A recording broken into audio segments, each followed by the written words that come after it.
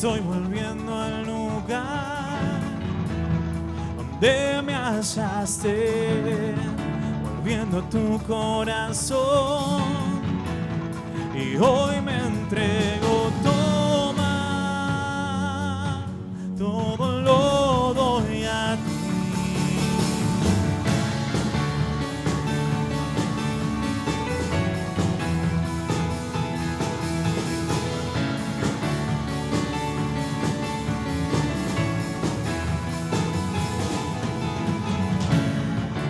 Estoy volviendo al lugar donde soy libre. Hoy siento tu corazón latiendo por mí. Toma, todo lo doy a ti. Nunca me dejarás de amar, no importa cuán lejos esté. De mí nunca desistirás.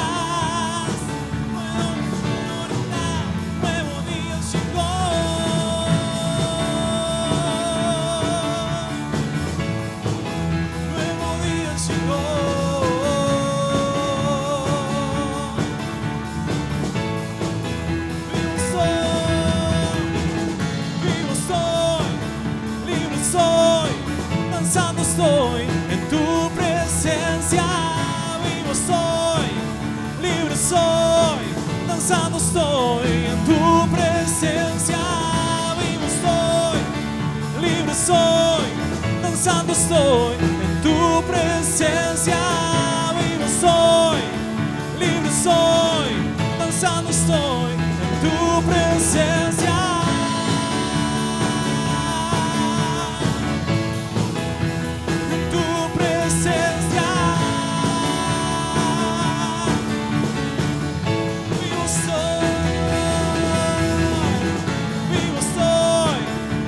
Soy, danzando estoy en tu presencia, vivo soy, libre soy, danzando estoy en tu presencia, vivo soy, libre soy, danzando estoy en tu presencia, vivo soy, libre soy, danzando estoy en tu presencia.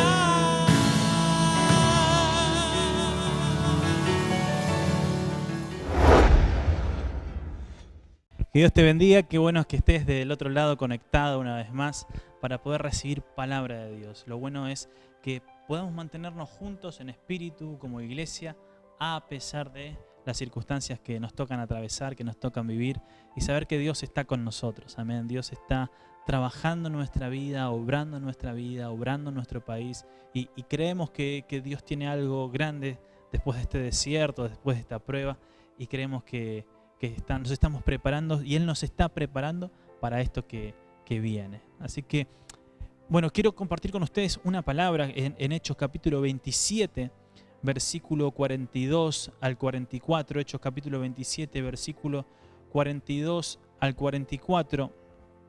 La palabra de Dios dice así. Yo tengo la Nueva Versión Internacional. Dice: los soldados pensaron matar a los presos para que ninguno escapara a nado. Pero el centurión quería salvar la vida a Pablo y les impidió llevar a cabo el plan. Dio orden de que los que pudieran nadar saltaran primero por la borda para llegar a tierra, versículo 44, y de que los demás salieran valiéndose de tablas o de restos del barco, y de esa manera todos llegamos sanos y salvos a tierra. Pablo estaba pasando por un naufragio. Él tenía que ir a Roma, tenía que compadecer ante el César, pero en ese naufragio, o en ese viaje, ellos sufren un naufragio. Mientras ellos están yendo hacia Roma, o mientras Pablo está yendo hacia Roma, el barco se hunde, se rompe, y ellos no pueden llegar al puerto que tenían que llegar, ¿sí? Y quiero que vayamos un poco más adelante, el capítulo 28, versículo 1 al 11. Esta es la historia. Quería que nos situemos un poco en contexto, pero esta es la historia que vamos a tocar hoy, que es capítulo 28, versículo 1 al 11. Dice: una vez más a salvo nos enteramos de que la isla se llamaba Malta. Los isleños nos trataron con toda clase de atenciones, encendieron una fogata y nos invitaron a acercarnos porque estaba lloviendo y hacía frío. Sucedió que Pablo recogió un montón de leña y estaba echando al fuego cuando una víbora que huía del calor se le prendió en la mano. Al ver que la serpiente colgaba de la mano de Pablo, los isleños se pusieron a comentar entre sí: sin duda este hombre es un asesino, pues aunque se salvó del mar, la justicia divina no va a consentir que siga con vida. Pero Pablo sacudió la mano y la serpiente cayó en el fuego y él no sufrió ningún daño. La gente esperaba que se hinchara o cayera muerto de repente, pero después de esperar un buen rato y de ver que nada extraño le sucedía, cambiaron de parecer y decían que era un dios. Así de rápido cambia la gente de opinión, ¿no es cierto? O sea, por un momento pensaban que había hecho algo malo, que Dios lo había condenado, que ni siquiera lo perdonaba con el haber salido libre del naufragio, sino que ahora lo condenaba con la picadura de una serpiente, y cómo Dios lo había castigado y que era un tipo maldito, y de repente ahora en el versículo 6 se convierte en Dios, ¿sí? Esto también nos deja una enseñanza, que muchas veces estamos dependiendo de la opinión de la gente, y la opinión de la gente cambia como cambian en estos versículos. De un versículo pasan a decir que era un maldito, y en el otro versículo pasan a decir que ya no era un Dios el que lo condenaba, sino que él mismo era Dios, ¿sí? Entonces, ¿cómo cambia la gente de parecer, ¿no? Y el versículo 7 dice: cerca de allí había una finca que pertenecía a Publio, el funcionario principal de la isla. Este nos recibió en su casa con amabilidad y nos hospedó durante 3 días. El padre de Publio estaba en cama enfermo con fiebre y disentería, y Pablo entró a verlo y después de orar le impuso las manos y lo sanó. Este pasaje se llama que podamos proteger nuestra vida. ¿Sí? La semana pasada hablamos, o la última prédica hablamos de que somos protegidos en Dios, pero también nos corresponde a nosotros la tarea de protegernos a nosotros mismos. ¿Cómo nos protegemos? Buscando de Dios. ¿Cómo nos protegemos? Yendo al lugar donde tenemos que ir, como decíamos en el mensaje anterior, yendo al lugar que tenemos que ir, alejándonos de los lugares que nos lastiman, que nos hacen daño. Y también quiero que vayamos a 2 de Timoteo capítulo 2, versículo 20 al 21. La palabra de Dios dice: en una casa grande no solo hay vasos de oro y de plata, sino también de madera y de barro, unos para los usos más nobles y otros para los usos más bajos. Si alguien se mantiene limpio, llegará a ser un vaso noble, santificado, útil para el Señor y preparado para toda obra buena. Tenemos que mantenernos limpios. Si tenemos una tarea como hijos de Dios, como cristianos en la vida, es mantenernos limpios en Dios. Es poder mantener limpia nuestra alma.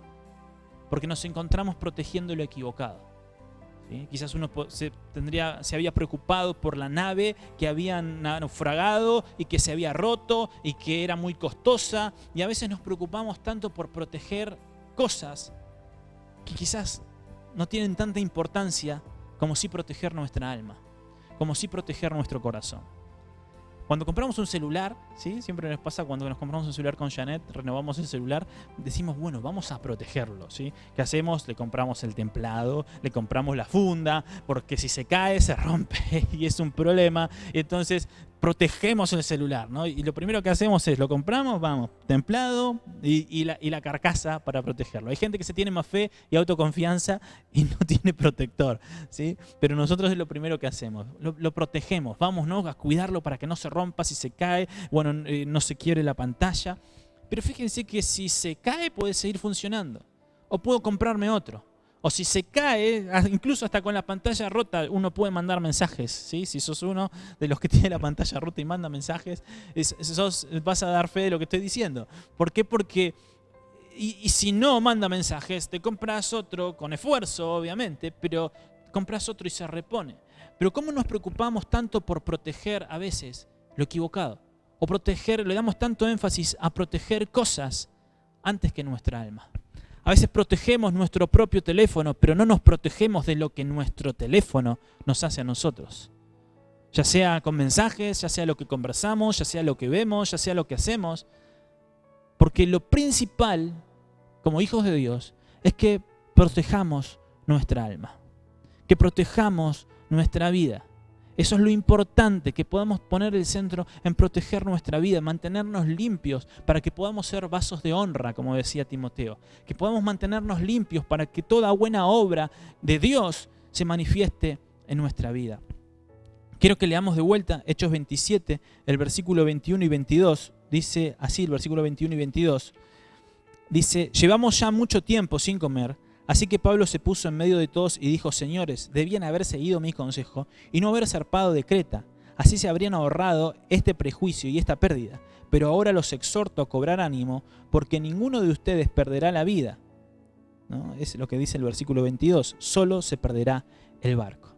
Entonces, a veces nos encontramos tan preocupados por lo material. A veces nos encontramos tan preocupados por quién tiene la culpa de, quién fue el que ocasionó todo esto. ¿A quién tenemos que cargarle culpas y darle con el dedo y acusarlo y echarle la culpa para sentirnos mejor? Pero no es quién ocasionó, no es lo que ocasionó la tormenta, sino lo que tenemos que hacer. La actitud de Pablo fue darle ánimo a la tripulación, fue darle ánimo a la gente que estaba en ese barco y decirle, solo vamos a perder el barco. Y quizás el que había invertido en el barco hubiera dicho, ¿solo el barco? ¿Te parece poco? ¿Sabes lo que sale un barco? ¿Sí? Pero nosotros tenemos que preocuparnos por guardar y proteger lo que realmente importa, que es nuestra vida. En este tiempo estamos pasando situaciones en las que estamos perdiendo algunas naves, ¿sí? Quizás algunos perdieron el trabajo, quizás algunos perdieron un familiar, están perdiendo la salud, estamos perdiendo la paciencia, estamos perdiendo la paz, estamos perdiendo la calma, cosas que se pierden, ¿sí? Pero es el barco. Lo que no tenemos que perder, lo que tenemos que guardar es de no perder nuestra vida, de no perder nuestra vida, de no perder nuestra integridad, de no perder nuestra comunión con Dios, de no contaminar nuestra alma y saber que los pensamientos que le damos lugar en nuestra vida son importantes. Los pensamientos que alimentamos en nuestra mente y en nuestro corazón son importantes. De no contaminarnos con pensamientos que no nos llevan a ningún lado, de no contaminarnos con pensamientos que nos están debilitando en la fe, de no contaminarnos con pensamientos que lo único que hacen es frenarnos de limpiar nuestro corazón. Así nos encontramos con personas que tienen mucho cuidado de lo que comen. No comas pescado porque tiene mucho mercurio, no comas esto porque tiene tantas calorías. Vos sabés el daño que produce el azúcar, vos sabés el daño que producen las harinas y estamos tan preocupados por eso, pero infundidos por el temor. ¿Sí? Infundidos por el temor de lo que me puede llegar a producir la harina, el azúcar. Bueno, vamos con las verduras orgánicas y vemos, ¿no?, como que hay cierto temor y cierto cuidado por lo que metemos adentro comiendo, pero no tenemos cuidado de lo que sacamos afuera hablando, producto de los pensamientos, producto de nuestra vida espiritual, producto de no haber cuidado nuestra alma. Tenemos que cuidar nuestros pensamientos. Hechos capítulo 28, versículo 3. Y se sucedió que Pablo recogió un montón de leña y la estaba echando en el fuego cuando una víbora que huía del calor se le prendió en la mano. Y tenemos miles de prédicas e interpretaciones de qué causó el ataque. ¿Qué pasó? El diablo, no, porque la serpiente, símbolo del diablo, fue el diablo que le mordió la mano. Fue Dios que en su plan de querer mostrarle algo, no, llevó la serpiente y hizo que le pique la mano. Y si leemos atentamente el versículo, dice cuál fue la causa. Versículo 3, sucedió que Pablo recogió un montón de leña y la estaba echando al fuego. O sea, ¿cuál fue la causa de que la serpiente muerda la mano de Pablo? Fue el calor, el fuego. El calor, el fuego llevó a que Pablo sea atacado por la serpiente. Y a veces estamos tratando de buscar las causas que nos lastimaron. ¿Quién nos causó? ¿Quién fue el que lo hizo? ¿Sí? ¿Quién fue el que ocasionó este daño? ¿Quién causó el ataque? ¿Sí? Versículo 4 y 5 seguimos leyendo y nos aclara más el panorama, ¿no? Dice, al ver la serpiente colgada, que la serpiente colgaba de la mano de Pablo, los isleños se pusieron a comentar entre sí, sin duda este hombre es un asesino, pues aunque se salvó del mar, la justicia divina no va a consentir que siga con vida. No lo iba a matar la serpiente, sino que lo que iba a matar a Pablo iba a ser la condenación de los que estaban a su alrededor. Qué fácil a veces es acusar, qué fácil es señalar, ¿sí? Y eso es lo que le estaba pasando a Pablo. A Pablo lo estaban señalando, le estaban diciendo, este está maldito, ni su Dios, ni la justicia divina lo perdona, va a morir, vamos a ver ahora cómo muere. El dedo acusador, ese ataque que estaba recibiendo Pablo, quizás lo hubiera matado y hubiera sido más venenoso que la mordedura de la serpiente. Porque si la serpiente mordía superficialmente y no inoculaba su veneno, él no iba a morir. Pero sí, los que estaban alrededor querían su muerte. Los que estaban alrededor estaban señalando y diciendo se va a morir. Esto lo iba a matar. Y el versículo 5 dice, pero Pablo sacudió su mano y la serpiente cayó en el fuego y él no sufrió ningún daño. Sacudió su mano y la serpiente cayó en el fuego. A veces no matan las mordeduras de serpiente, sino que matan los dedos acusadores, sino que matan las acusaciones injustas de los demás. Aquellos que se paran con una cierta autoridad de señalar y decir lo que te va a pasar, condenándote, diciendo vamos a esperar que muera, ¿sí? Pero el poder de Dios jamás va a librarse en medio de la culpa. El poder de Dios no va a librarse en medio de dedos acusadores, ¿sí? Ese dedo acusador no es más que de Satanás, el acusador. Eso no es mi Dios. Mi Dios no es el acusador. Mi Dios no es el que señala. Cuando leemos la Biblia, vemos más acerca de la mano de Dios que del dedo de Dios. Dios tiene sus manos abiertas para bendecirnos. Sus manos abiertas para corregirnos, para guiarnos, no para señalarnos ni acusarnos. Si hay alguien acusador, es Satanás. Entonces nos queda elegir a nosotros si seguimos con el dedo acusador o con la mano sanadora. Si Pablo hubiera creído lo que opinaba la gente de él, hubiera muerto. Se hubiera preocupado, hubiera buscado un hospital y como no había, hubiera esperado la muerte. Pero si elegimos el dedo acusador, morimos. Pero si elegimos la mano sanadora, estamos dispuestos a ser de bendición para otros. En Éxodo capítulo 4, versículo 2, cuando Dios le habla a Moisés, que él sí había sido un asesino. ¿Sí? A Pablo lo acusaban de asesino. Este debe ser un asesino, este debe ser un malhechor por lo que le está pasando. Es un castigo que está recibiendo. Pero cuando vamos a Éxodo capítulo 4, Moisés se fue al desierto, se aisló, ¿no? Fue al exilio porque él había asesinado a un egipcio. Y él tenía en su mano una vara y el Señor le dice, soltá lo que tenés en la mano. Y esa vara se convirtió en serpiente. ¿Sí? Pero era necesario que él suelte esa vara, que él suelte de lo que se estaba aferrando. Y muchas veces el resentimiento, el dolor, las heridas del pasado quedan prendidas en nuestra mano.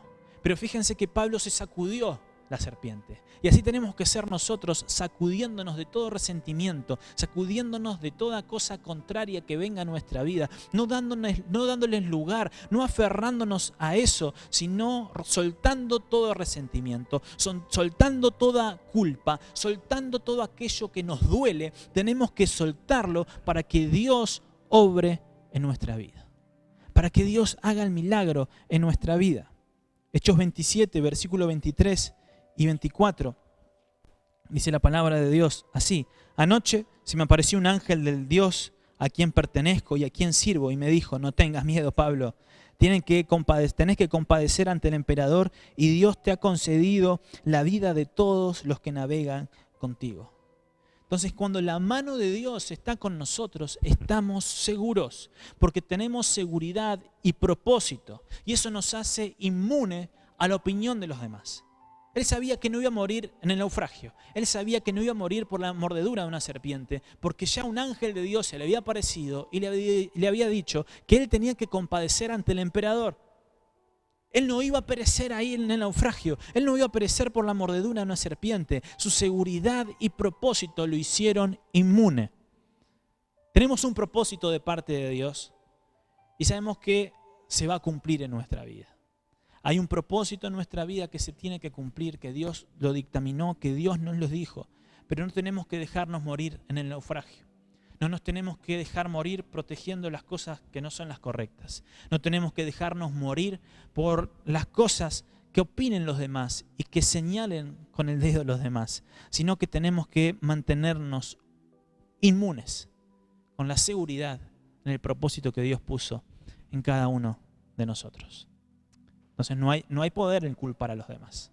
A veces uno dice, bueno, no, vos tenés la culpa, vos tenés la responsabilidad de lo que nos pasó. Si vos le das culpa a alguien, le estás dando crédito y poder también a esa persona.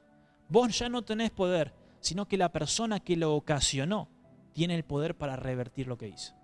La persona que lo ocasionó es la responsable y por ende es quien tiene que cambiar el transcurso de lo sucedido.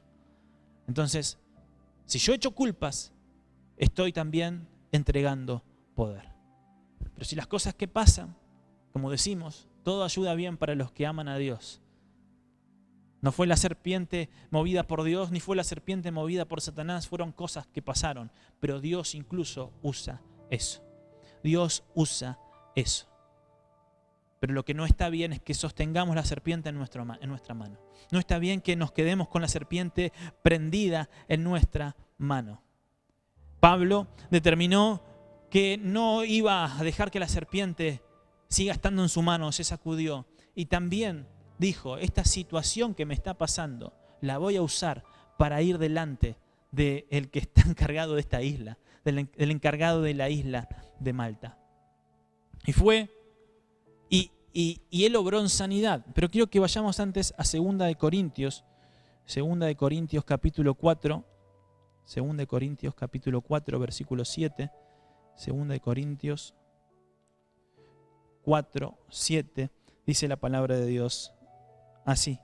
Pero tenemos este tesoro en vasijas de barro para que se vea qué tan sublime poder viene de Dios y no de nosotros. Tenemos un tesoro, este tesoro que es su palabra, este tesoro que es Jesús en nuestro corazón en vasos de barro, en manos lastimadas, en manos mordidas por serpientes, en vidas con problemas y dificultades, con heridas del pasado, con cicatrices. Estos vasos de barro llevan algo que es más poderoso. Y Pablo tenía que proteger la nave que era la nave correcta, que era su alma, que era su vida, porque lo que él llevaba era más importante que lo que el barco llevaba. El mensaje que estaba dentro de su corazón era más importante. El mensaje que él llevaba era más importante que la barca. Versículo 8 del capítulo 28 de Hechos dice, el padre de Publio estaba en cama, enfermo con fiebre y disentería. Pablo entró a verlo y después de orar le impuso las manos y lo sanó.